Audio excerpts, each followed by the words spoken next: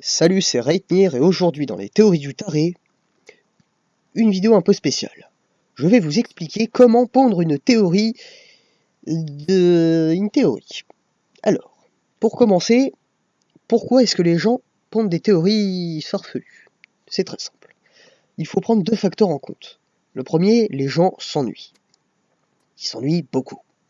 Du coup, ils cherchent quelque chose à faire. Mais le problème, c'est que aujourd'hui, il n'y a plus grand-chose qui impressionne les gens. Du coup, faut trouver des trucs complètement what the fuck. Et c'est là qu'interviennent les théories. Donc, comment pondre une théorie? Alors, prenez une image, n'importe laquelle. Voilà, une petite maison toute mignonne. Désolé, je suis un peu malade. Donc, une maison toute mignonne. Qu'est-ce qu'on pourrait pondre comme théorie farfelue là-dessus? Eh bien, c'est très simple. Cette maison toute mignonne avec un petit cœur et une petite famille toute gentille, eh bien, ce sont des enfoirés d'Illuminati. Eh oui, le toit, un triangle. Trop évident pour être aperçu, et pourtant je l'ai vu. Un autre exemple. Prenez cette bière. C'est très simple. Elle fait l'apologie du communisme et essaye de nous envahir. Bah oui, la petite étoile rouge. Bon ok, celle-là elle est peut-être un peu trop tirée par les cheveux. Alors prenons un autre exemple. Prenez ce poisson.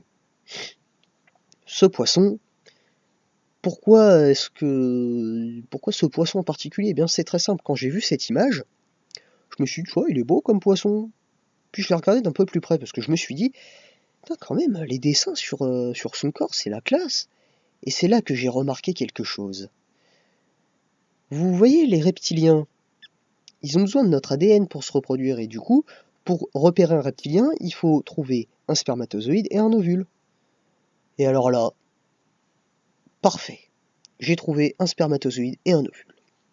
Donc, on peut en déduire la chose suivante. Ce poisson est là pour nous buter. Tout simplement. C'est pas difficile de faire une théorie. Et voici les preuves. Voilà.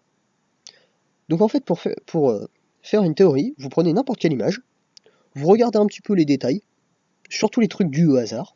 Oui, parce que le hasard n'existe pas, rappelez-vous. Et après, vous brodez des trucs autour. Voilà, j'ai repéré un truc qui ressemble vaguement à un spermatozoïde et son œil rond qui représente l'ovule. J'en déduis que ce poisson est envoyé par les reptiliens pour nous buter, ou nous surveiller, dans le cas le moins extrême. Alors, ça c'est bien, pour se marrer. Mais vous vous posez sûrement la question suivante. Pourquoi est-ce que certaines personnes y croient? Eh bien, la réponse à cette question est tout aussi simple.